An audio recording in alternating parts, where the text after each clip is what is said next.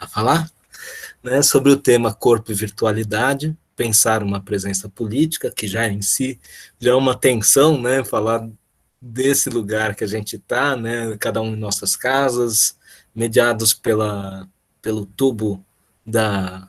Nem tubo mais é, né, gente? Pela tela digital que faz essa mediação, então já tem essa tensão aqui já para pensar, eu acho que é por aí mesmo que o professor Carlos Eduardo vai. Não sei se é, né, Carlos? De todo modo, devo lembrar, né, que a gente já tem uma parceria há muito tempo, né, Carlos? Vou falar um pouquinho desse caminho que a gente fez, né? O Carlos Eduardo ele fez uma pesquisa sobre Foucault, né, sobre arqueologia do saber, certo, Cadu? No doutorado, participou do LATESFIP, que é um laboratório de teoria social, filosofia e psicanálise da Universidade de São Paulo, coordenado pelo professor Vladimir, pelo professor Christian Dunker e pelo professor Nelson Júnior. Foi ali que a gente trabalhou também bastante, né? Do Próximos, nós éramos desse mesmo grupo e foi um movimento muito importante para a gente pensar deslocamentos da filosofia com a psicanálise, e nisso eu acho que tem muito a dizer aqui, nesse espaço, sobre o que é esse corpo, o que é essa virtualidade, né? Bem, não vou me alongar muito, né? Agora, o professor também é bastante conhecedor das artes do corpo também, né? Tem projetos de extensão em relação a isso, e convido todos a conhecer mais o professor Carlos Eduardo, mas agora é o momento dele falar um pouco sobre o tema corpo e virtualidade, né, nessa situação. Então, Carlos Eduardo, passo a palavra para você, fique à vontade. Obrigado, Silvio. Vocês me ouvem bem, né? Sim. Obrigado, Silvio. É uma alegria muito grande estar com vocês aqui. Eu quero agradecer ao Confor. Obrigado pela apresentação, Silvio, Danusa, Suzy, os colegas da UFABC que estão aqui conectados. É uma grande satisfação mesmo poder compartilhar, nesse momento, algumas ideias a respeito de corpo e virtualidade. E, como o Silvio adiantou, eu tenho como referência de trabalho o pensamento do Foucault, mas não só. De todo modo, é uma referência importante para mim, né, para pensar o corpo. Como o Silvio também adiantou, eu tenho um trabalho em performance em dança, que nesse momento está um pouco parado, não só pela pandemia, um pouco antes eu já tinha, enfim, estava um pouco devagar esse trabalho, mas sim, tem um trabalho em dança também, sobretudo em performance em dança. E eu gostaria de começar, além de agradecer a todos que estão conectados e, enfim, conosco aqui, de dizer que eu não tenho nenhuma pretensão de definir a relação corpo-virtualidade, sobretudo porque é um tema que eu comecei a estudar faz muito pouco tempo, exatamente dada a nossa relação com as tecnologias nesse momento, e eu diria até muito motivado pela situação que nós vivenciamos na Universidade Federal do ABC, com todo o processo de debate, de reflexão que ocorreu e que o Confor representa um espaço privilegiado para isso. É uma felicidade realmente poder compartilhar, motivado muito pela situação que nós vivemos na UFABC, de, enfim, conseguir entender ou conseguir decidir, na verdade, que espécie de trabalho é esse à distância, né? E então foi um pouco a partir disso que eu vou trazer as ideias da relação corpo e virtualidade, pensar uma presença política. Eu preparei muito material, confesso, bastante material. O que eu vou fazer inicialmente, então, se vocês me permitem, é falar do percurso geral, antes de mais nada. Deixa eu compartilhar aqui o documento que, gentilmente, a Danusa já compartilhou com vocês. Deixa eu ver se eu acho aqui.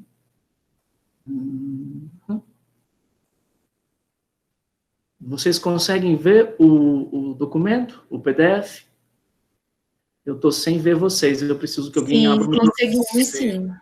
Ótimo, perfeito. Então, esse é um pouco o percurso que certamente eu não vou conseguir terminar, né?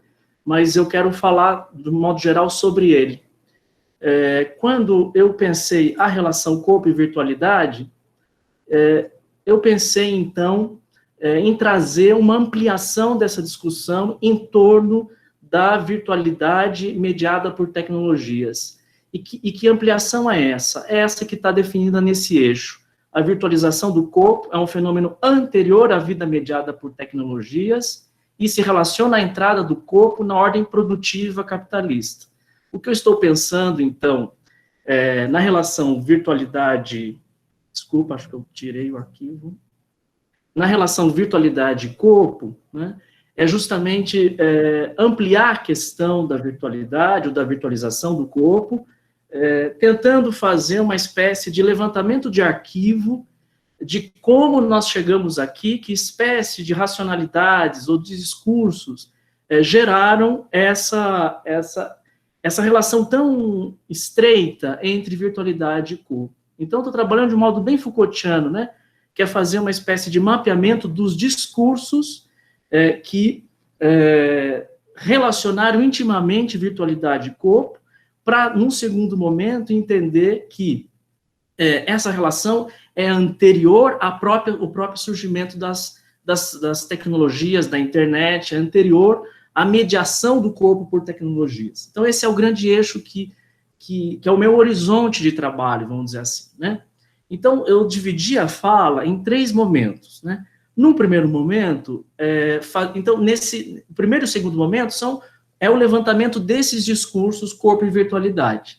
E eu tenho por base, nesses 2 primeiros momentos, no primeiro momento, o trabalho do Marshall McLuhan, que eu estou nomeando de um elogio ao meio, né, um elogio ao meio tecnológico.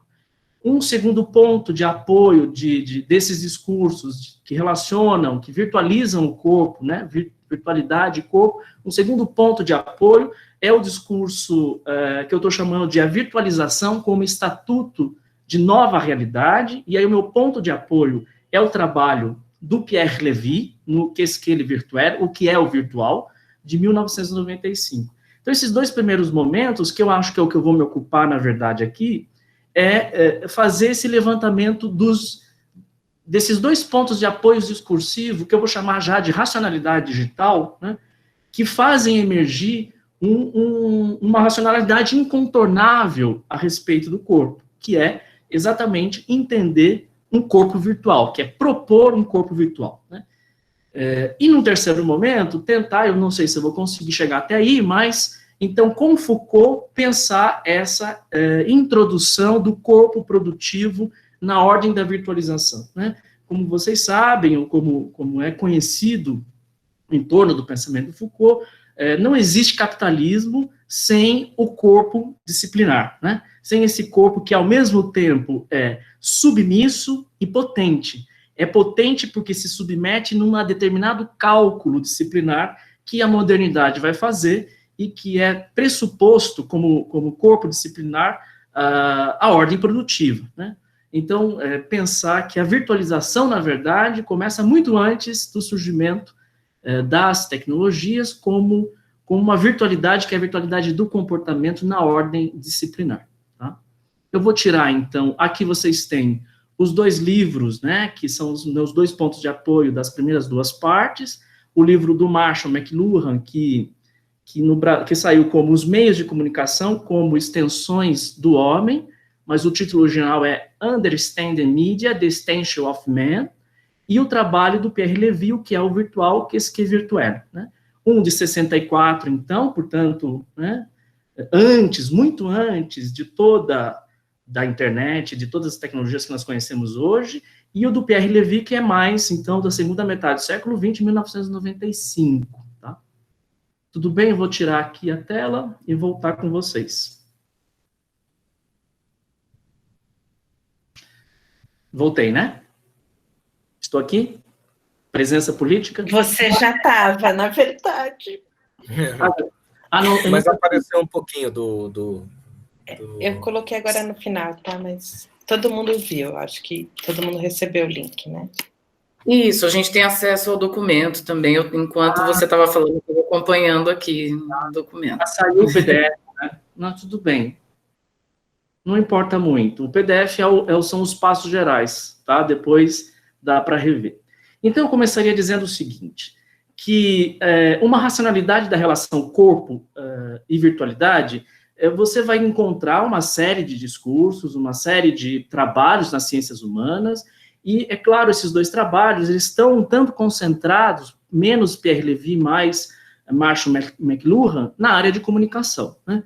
Então, são muitos discursos, são muitos trabalhos, mas eu estou apresentando duas linhas de força. A primeira tem a ver, então, com o elogio do meio, ou elogio ao meio, né, ao meio tecnológico.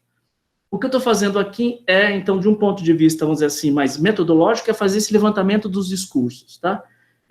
Como se eu quisesse aprender a seguinte questão: como nós chegamos a tornar absolutamente natural, absolutamente habitual e incorporado na nossa subjetividade o fato de termos a mediação tecnológica como igual a educar, né? Isso, para mim, é a grande pergunta de fundo nesse levantamento discursivo a partir do McLuhan e do Pierre Levy, tá?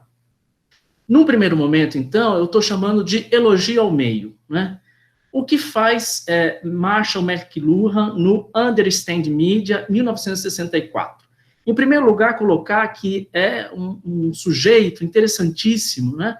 Embora esteja aqui numa perspectiva bastante crítica dos dois, né? Tanto do Levy quanto dele, é um sujeito que especula as relações mediadas por tecnologias a partir do cinema, da própria TV, muito antes da internet, né? Esse trabalho, então, ele é referencial na área de comunicação. Todos os trabalhos que vão trazer questões de ambiência digital, cyberespaço, etc., ele está lá na bibliografia como obrigatório, e eu definiria o seu trabalho como uma espécie de elogio ao meio, né? Eu separei uma passagem do livro para ler, né? Bem rapidamente. Vocês sabem que há um bordão ligado a ele, que é o seguinte, que é um bordão que, na verdade, é um subitem da primeira parte do livro, o subitem, e esse bordão o meio é a mensagem, né? O meio é a mensagem. Ele diz, num parágrafo, nessa primeira parte, numa cultura como a nossa, há muito acostumada a dividir, estilhaçar todas as coisas como meio de controlá-las, não deixa, às vezes, ser um tanto chocante lembrar que, para efeitos práticos e operacionais, o meio é a mensagem. Isto apenas significa que as consequências sociais e pessoais de qualquer meio, ou seja, de qualquer uma das extensões de nós mesmos, constituem o resultado do novo estalão introduzido em nossas vidas por uma nova tecnologia ou extensão de nós mesmos, né? Essa é uma citação clássica dessa primeira parte do livro, onde há a identificação do meio, da mensagem ao meio. Ou seja, pouco importa o que a mensagem diz, pouco importa a finalidade de qualquer tecnologia, importa que ela produz, ela funciona, né? O exemplo que ele dá, que é muito esclarecedor nesse sentido, é a respeito muito curiosamente, da luz elétrica, né? A luz elétrica como tecnologia. Então, ele diz que pouca diferença faz se a luz elétrica ela está iluminando uma intervenção cirúrgica ou uma partida de beisebol, né? Pouco importa. O que importa é que ela atua sobre, né? O conteúdo da luz elétrica não importa, importa que a mensagem é o meio, quer dizer, ela é fim de si mesma, num certo sentido.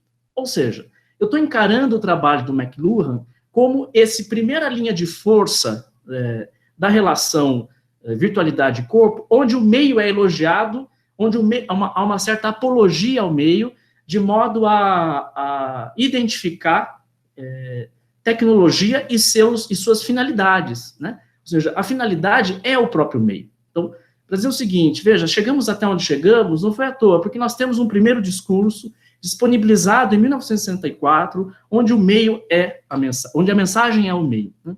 Tem uma outra passagem que eu separei, muito emblemática também, falando ainda da luz elétrica, onde ele diz, a IBM, a empresa só começou a navegar com boa visibilidade depois que descobriu que não estava no ramo da produção de máquinas e equipamentos para escritórios, e sim no processamento de informação. Ou seja, em 1964, esse sujeito constrói um discurso tal, né, em que a própria empresa é identificada como um meio que deve operar. Tá? Eu não sei se fica claro até aqui, mas é um pouco o primeiro momento da minha fala, né? Um primeiro posicionamento que eu tenho, então, que eu gostaria de trazer, que não se trata da gente avaliar os conceitos produzidos nessa teoria, mas de constatar que emerge, já em 1964, um novo objeto de verdade para um discurso, que seria um saber tecnologicamente mediado do corpo. Ele vai se impondo como discurso incontornável no século XX. Né? Eu diria, então, que McLuhan, a gente pode olhar para o trabalho dele de modo a perceber que, antes de haver internet e mundo virtual mediado por tecnologia, já havia uma série de discursos que dizia do elogio ao meio. Né? Nós vamos ver reaparecer isso diversas vezes, inclusive na própria dança, né? Como teoria do espaço da dança, etc. Há uma fascinação, há um elogio permanente ao meio tecnológico ou ao meio em geral, né? Onde há esse estreitamento, então, entre finalidade e meio. Esse é o meu primeiro ponto, né? Eu arrisco a dizer, isso é uma hipótese, né? Eu risco a dizer, então, que no século XX nós temos como referência primeira para pensar a relação virtualidade de corpo esse discurso de elogio ao meio tecnológico como algo que o identifica como a sua própria finalidade. Eu acho que a gente pode fazer as questões depois, né, Silvio? Sim, sim, eu acho que sim, mas você pode ficar à vontade quanto a como dispor nesse tempo. Tá. Então, eu marcaria esse primeiro ponto, então, o primeiro momento sobre que eu estou chamando, então, de elogio ao meio com o McLuhan. Ou seja, há um discurso geral aí a respeito da tecnologia, né? Um discurso que é visionário, que é antes da tecnologia. Então, eu estou regredindo na história também. Eu vou tentar chegar até o Foucault no século XVIII, trabalhando com a virtualidade panóptica, né?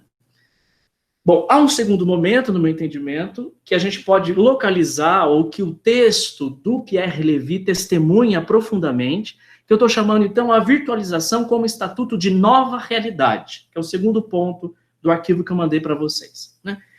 Pierre Levy, O que é o virtual, 1995. Eu já vou dizer, né, eu já vou provocar a todos a pensar nesse texto, porque se esse texto, que está aqui na minha mão, inclusive, né, se esse livro hoje é lido no contexto que a gente vive, ele pode ser encarado como uma espécie de manifesto entusiasmado pelo ensino à distância no Brasil. Nesse momento que a gente vive de fascínio pelo meio, né, pelo meio tecnológico, ele é uma espécie de defesa da inteligência virtual, né? Ele serve plenamente a essa finalidade.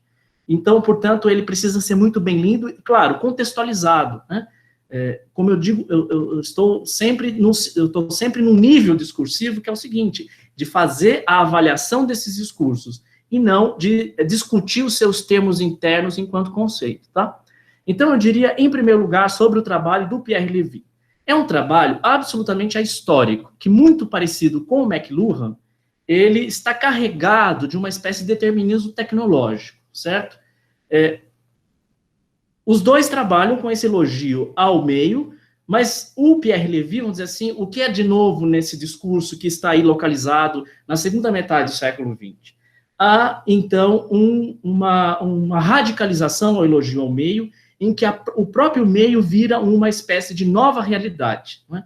A virtualidade, o tema todo dele é a virtualidade, do Pierre Levy, vai ser alçada vai ganhar um estatuto de realidade. E aí eu vou tentar falar de algumas ideias internas ao livro, tá?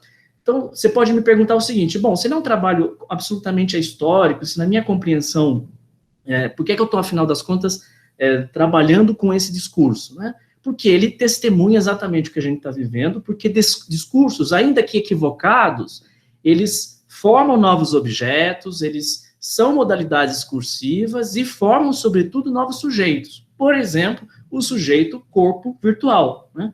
Que seria, enfim, o sujeito alçado aí à condição de realidade na proposta do Pierre Levy, né? Então, por que esse momento, então, número 2, vamos dizer assim, da relação virtualidade-corpo, ganha estatuto de realidade? Por que a virtualidade ganha estatuto de realidade? Se vocês forem ler o livro, que é, de um certo modo, relativamente fácil de ler o livro já se declara, ele quer analisar e exemplificar o processo de transformação do atual ao virtual, né? Ele vai ter uma discordância lá, vai dizer, na verdade, tem todo um tom de dizer que a virtualidade não é o ilusório, não é o falso, não é o enganoso, né? Esse tom é o tom de fundo do livro, né? Então ele diz, olha, não existe nenhum trabalho até aqui que eu tenha percebido, que eu tenha notícia, e que você possa falar dessa passagem do atual ao virtual, né? Então veja como a realidade vai ganhando o estatuto de virtualidade, por esse discurso que ele constrói. O virtual não se oporia ao real, né? Na verdade, o atual e o virtual são termos de uma mesma ordem de realidade, são dois modos de ser, diz ele, né? Então, o livro já abre assim, já é aberto com uma espécie de ontologia da virtualidade, tá? Por isso que eu digo, então, que é uma radicalização ao elogio, ao meio, uma radicalização desse primeiro momento representado pelo McLuhan. A atualização, né, o que é atualização para ele? É a resposta a um problema imediato. É como se a gente pensasse na atualização de um programa, num software de computador. Um software de computador tem um novo problema, ele apresenta uma nova necessidade, um novo problema, uma nova questão, e esse programa é atualizado. Então, toda atualização é a resposta a um problema. É a solução ou a resposta exigida por um complexo problemático, né, um complexo problemático que seria o virtual. Então, o exemplo que ele dá, se vocês tiverem tempo e paciência para ler, né, e se identificarem também com o texto, ele vai dar o exemplo da virtualização de uma empresa, né, de como ela se virtualiza, enfim, né. Então, esse momento, ele é marcado por isso para mim, né, o ponto mais saliente dessa argumentação, da construção de conceitos que faz o Pierre Levy, o ponto mais saliente para mim é o momento em que ele, então, define a virtualidade como um movimento de compara, na verdade, né, a virtualidade como um momento de autocriação da humanidade. Tal como um dia a humanidade se autocriou, a virtualização, no contexto, claro, das novas tecnologias, da internet, etc. e tal, a virtualização é este gesto criativo a um novo futuro. Vai ter um capítulo inteiro sobre virtualização do corpo, em 8 temas diferentes. Um deles é o tema do hipercorpo, né? O hipercorpo. O que é o hipercorpo? É o corpo da realidade virtual. Como ele se define? Por estar compartilhado mundialmente, né? Então, veja que, infelizmente, não sei se há leitores aqui do Pierre Levy que nós podemos discutir, mas, infelizmente, é um discurso, no meu entendimento, é uma força, uma linha de força no século XX de confirmação da mediação, do corpo mediado tecnologicamente. Ele é uma confirmação de um corpo que vai, então, se tornar um hipercorpo porque partilhado mundialmente, né? Vai dizer, enfim, vários conceitos, por exemplo, o conceito de percepção que ele traz, né? Muito curioso, né? Talvez seja extremamente questionável nesse momento, né? A percepção para ele, na virtualização, é completamente integral, mais do que integral. Ela é potencializada em diferentes modalidades perceptivas, segundo a argumentação que ele faz, né? A percepção é integral na virtualização, e mais do que isso, ela se potencializa, né? O hipercorpo é o corpo da projeção virtual, enfim, há uma telepresença, né? Tudo isso, como eu digo, da minha perspectiva, um discurso ahistórico, né? Não só eu que digo, enfim, tem toda uma crítica marxista a essa linha de trabalhos na comunicação, mas, de qualquer modo, uma formulação de conceitos que vai, pouco críticos, né, da própria mediação. De qualquer maneira, como eu já disse, não é porque equivocado que ele não forma, né, racionalidades em um objeto novo, nesse caso, o corpo virtual.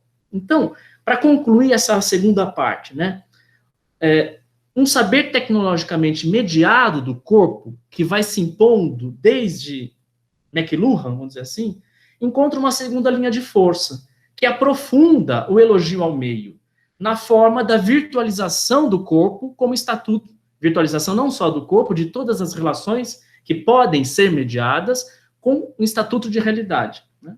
Então, aí a gente encontra um corpo especificamente intensificado, múltiplo, singular, um hipercorpo, um cybercorpo, tudo para reafirmar, né, a mediação e agora, no caso, oferecendo, disponibilizando um discurso inteiro capaz de dizer, né, que identificar a mediação ao próprio corpo, né?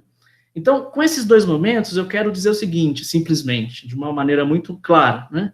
Nós chegamos aonde chegamos porque, durante o século XX inteiro para o XXI, nós disponibilizamos o que nós podemos chamar de uma racionalidade digital, né? Nós oferecemos essa naturalização da mediação tecnológica, onde a imagem e semelhança da máquina, nós podemos ter um corpo virtual, nós podemos viver perfeitamente numa percepção mediada pelas futuras tecnologias. Há um momento do trabalho do Pierre Levy muito interessante, em que ele começa a comparar, por exemplo, o aparecimento de determinados esportes, como surf, ou como esportes que dependem só de você e da tecnologia, para dizer, você veja que antes de surgir a internet, nós já estávamos caminhando para esse estreitamento em que o corpo é a sua mediação tecnológica, né? Ele vai apresentar essa possibilidade, vai dizer, olha, testemunha a própria história que é inevitável, né, incontornável, que nós tenhamos um corpo virtual, né? Então, esses são os dois primeiros momentos. Eu acho que eu estou bem rápido, na verdade, então acho que vai dar para terminar assim. Eu queria saber, assim, se a gente pode discutir, a partir daqui, esses dois pontos, né? Esse levantamento vamos dizer assim, de um arquivo em que nós podemos determinar uma espécie de racionalidade digital, de corpo virtual como pura mediação.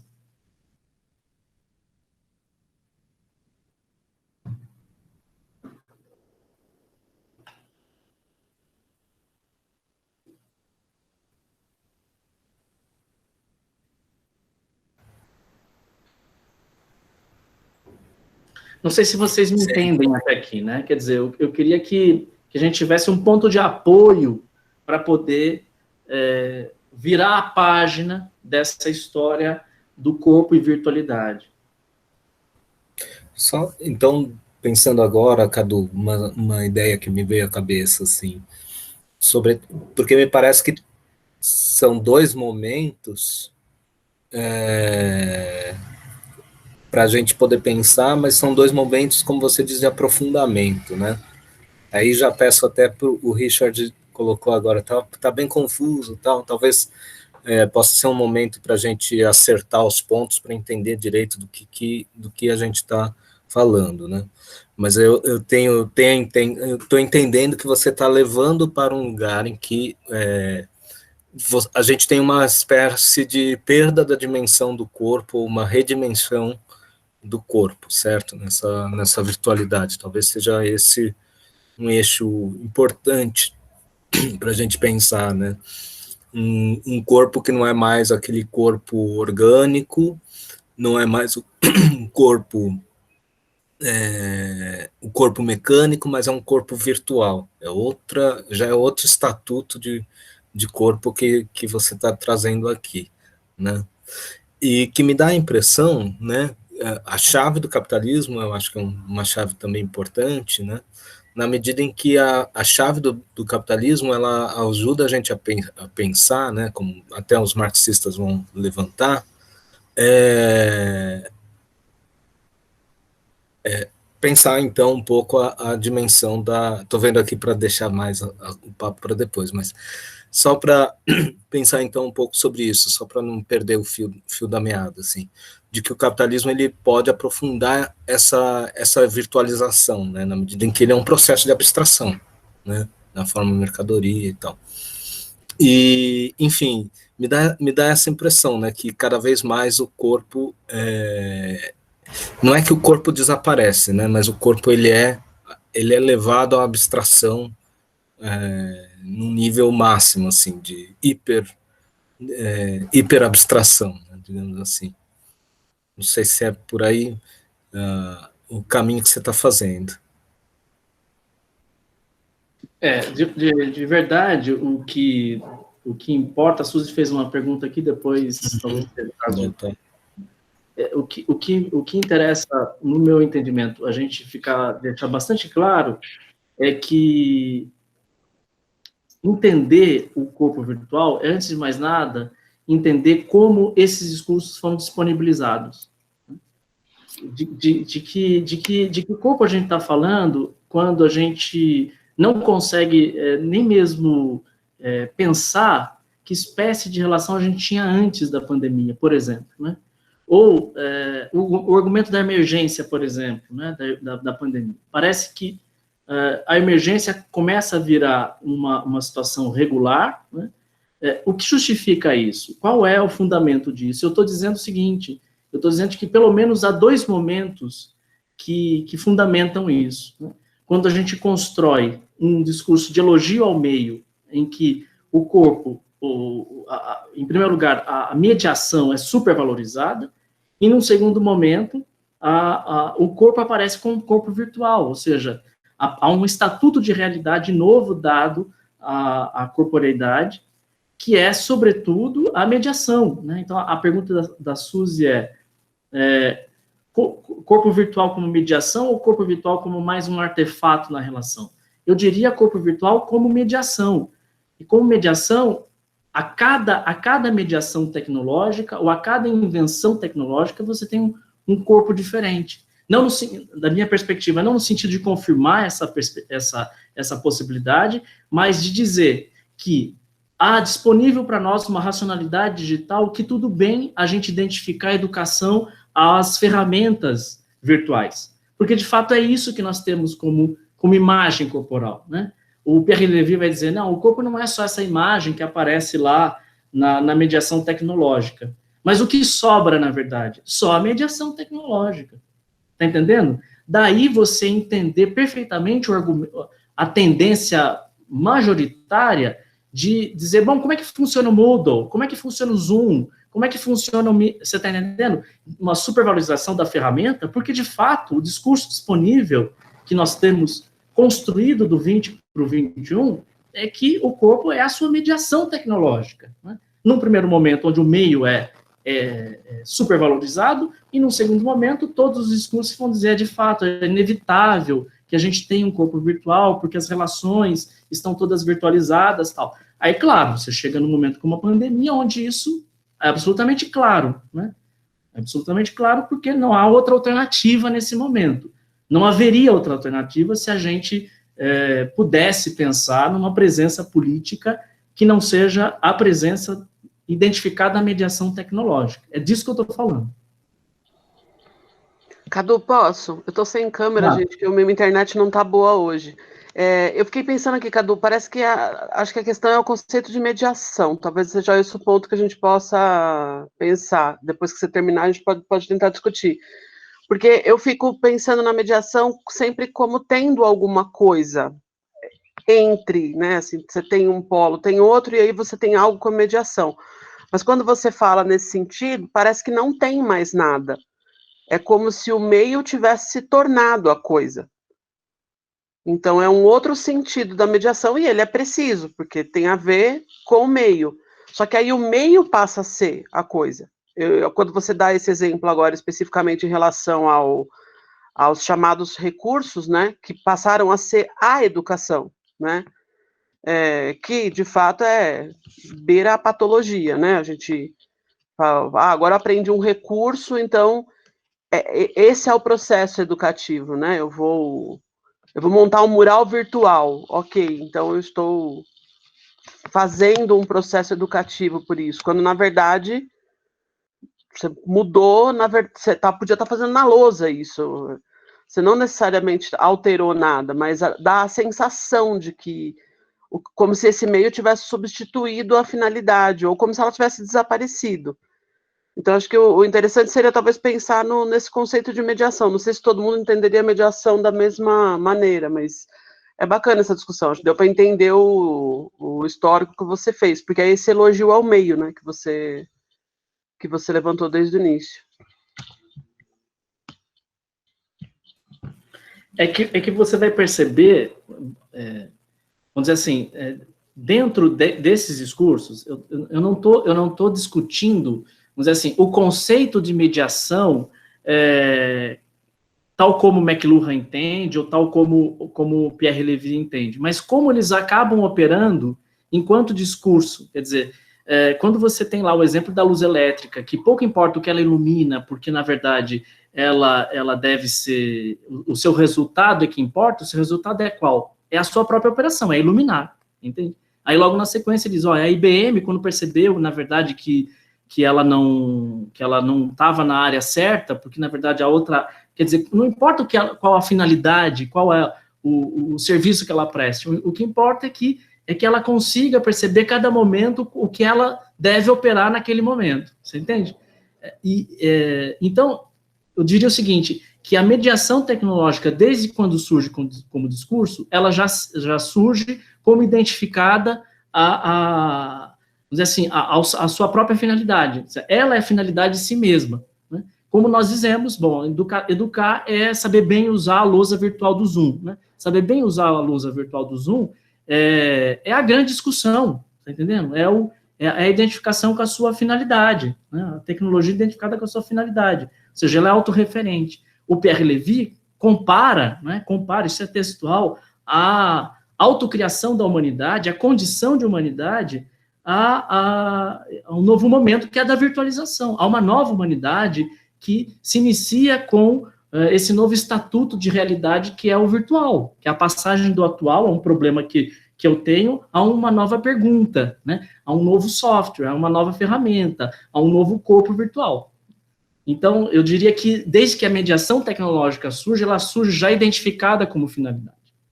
Mas eu posso passar a última parte. Tá, o pessoal tá pedindo para seguir, aí depois abre para as questões e tal. Aí a gente pode ir se inscrevendo na lista, eu vou acompanhando aqui no chat, aí pode abrir o microfone conforme a ordem. Tudo bem?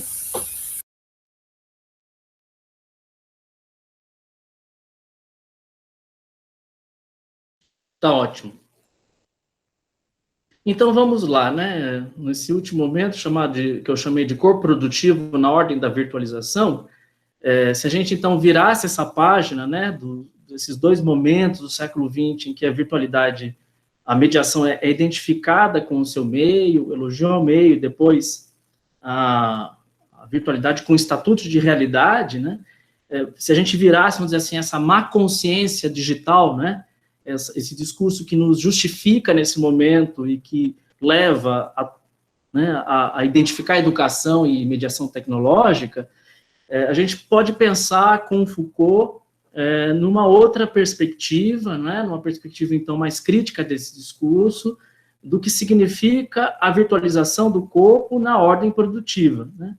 Como eu disse, então, se a gente lê o Vigiar e Punir, a gente vai ter a demonstração muito clara de que não existe ordem produtiva capitalista sem um corpo que é, ao mesmo tempo, potente e submisso, né? Pode parecer um paradoxo, ou mesmo uma contradição, mas o que ocorre na modernidade, nas disciplinas, no poder disciplinar, é justamente essa junção complexa entre um corpo que se submete, mas que nessa submissão é potencializado. O corpo da fábrica, o corpo do aluno, o corpo do doente mental, o corpo submetido, então, às instituições disciplinares, ou à relação disciplinar mais do que a instituição, né?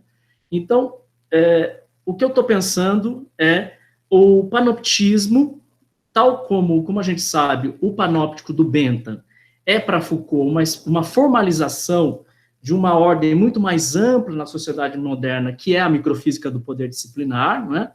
No fundo, o panóptico é um mecanismo de funcionamento do poder que tem duas características muito determinantes e básicas.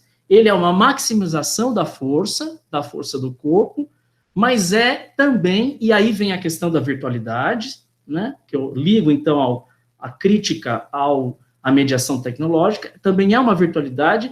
O poder disciplinar é, na citação direta do texto do Bentham, uma nova maneira de dar ao espírito um poder sobre o espírito. Então, não dá, evidentemente, para reconstruir a proposta da analítica do poder do Foucault, desenvolvida durante os anos 70 do seu pensamento, mas nós podemos lembrar, então, do que de como funciona, na verdade, o panóptico do Bentham, segundo a leitura de Foucault, né? Temos lá o formato anelar da arquitetura panóptica, a torre no centro, as celas, que são bem iluminadas, quem está dentro da cela tudo vê a todo tempo, e que não se vê quem vigia a todo tempo, né?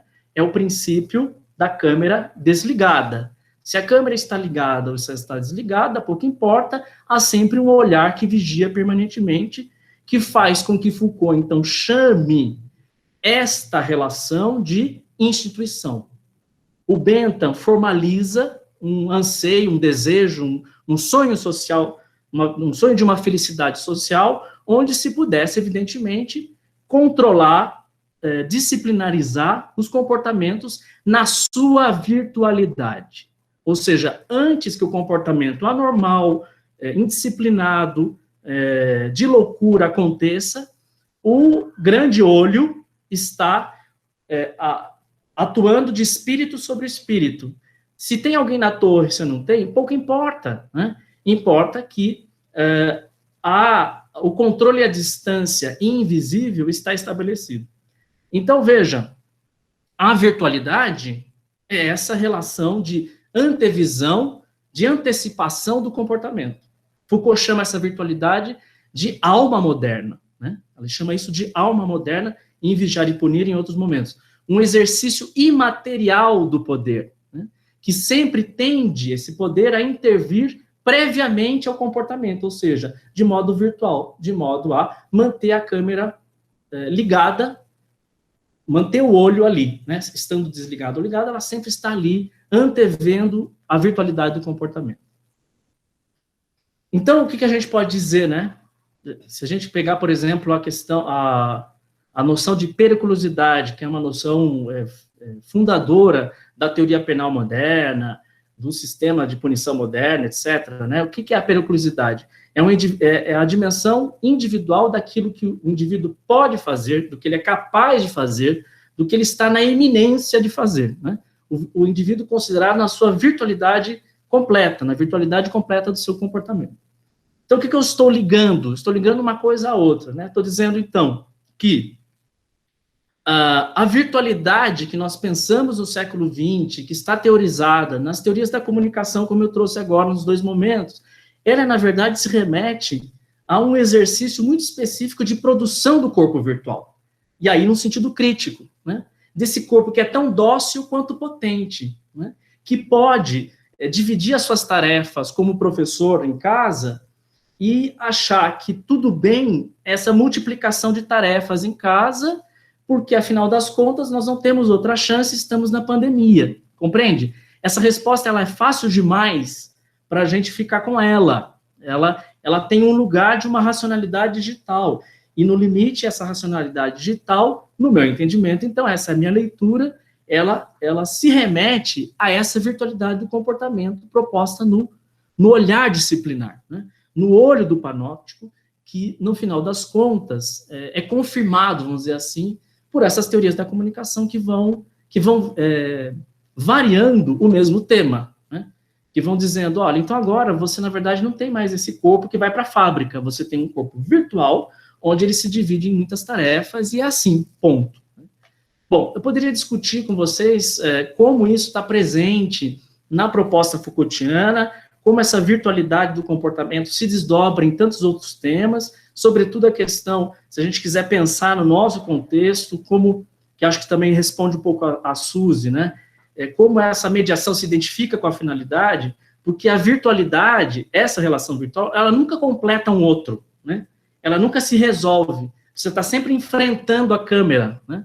Você está sempre enfrentando um comentário, não entendi a aula, você está entendendo? Que é um comentário, é curioso isso, né? Porque o que você responde no chat? Bom, não estou entendendo nada. Você está entendendo? Então, assim, esse outro, que é um pressuposto de qualquer relação corporal, porque ele te altera, ele está completamente comprometido, né? Você tem sempre um vídeo-aula que tem uma dimensão do futuro que não se completa. Quem viu esse vídeo-aula? O que aconteceu com esse vídeo-aula? Sincronia, assincronia. Falsa questão simplesmente para dizer não existe um outro que me ouve.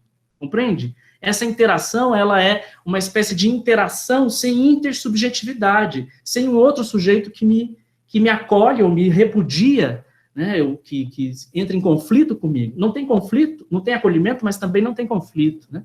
Então, uma série de decorrências que nós podemos tirar dessa percepção da virtualidade do comportamento posicionada aí na sociedade disciplinar. Tá? Eu pararia por aqui, porque, enfim, tem muitos assuntos aí já.